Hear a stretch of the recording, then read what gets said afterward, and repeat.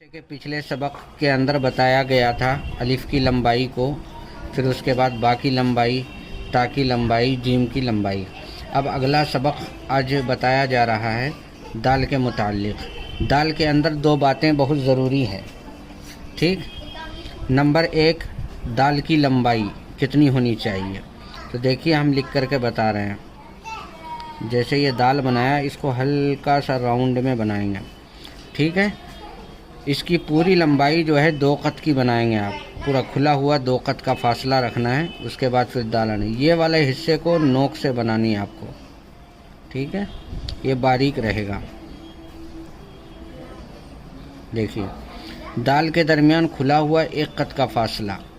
फासले की 2 किस्म है, एक टाइट 1 कत का फासला, एक होता है खुला हुआ कत का फासला। तो जहाँ टाइट बोला जाए वहाँ मकसद ये होता है कि दोनों हिस्से मिल जाए।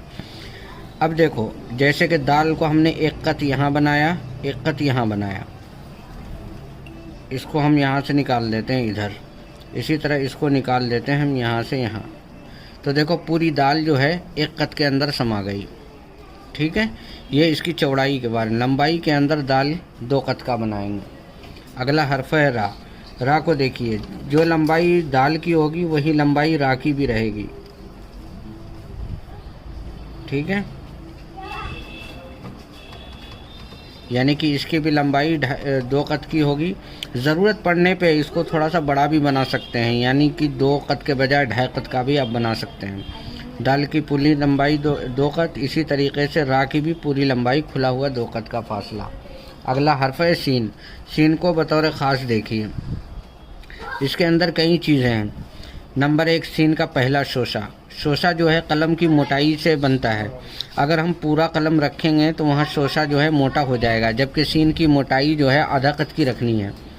जैसे देखिए सीन बनाना हम शुरू कर रहे हैं, थोड़ा सा करीब कीजिए, कैमरा समझ में आए। ये देख रहे हैं, मोटाई जो है इसकी चाहिए आधा कत, ठीक।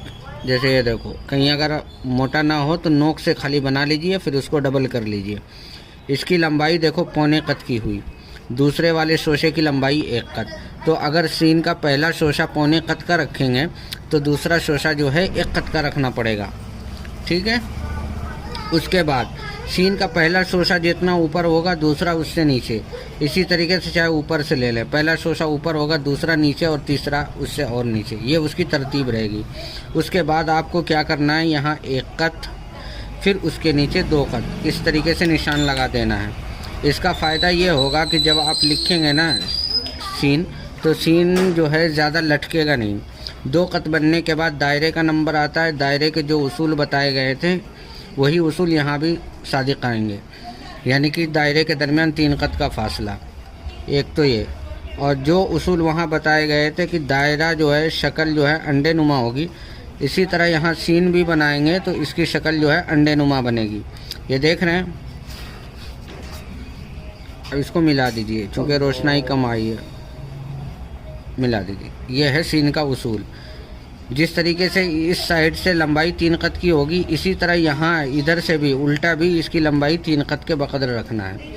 मज़ीद ये है कि जिस तरीके से अंडे की शक्ल वहाँ बन जाती थी, इसी तरीके से यहाँ भी अंडे नुमा बनाएंगे, ठीक है। याद रखिएगा, दाल की लंबाई 2 कत की रहेगी, इनके दरमियान 1 कत का फासला। रा की लंबाई 2 कत और 2 कत की रहेगी। सीन का पहला शोशा अगर 1.25 कत का बनाया है तो दूसरा शोशा 1 कत का बनाएंगे। उसके बाद यहाँ 2 कत बनाएंगे। 2 कत के बाद आपको दायरा बनाना है। दायरे की शक्ल अंडे नुमा होगी, जैसा कि आप देख रहे हैं। आज का सबक पूरा हो गया। अस्सलाम वालेकुम।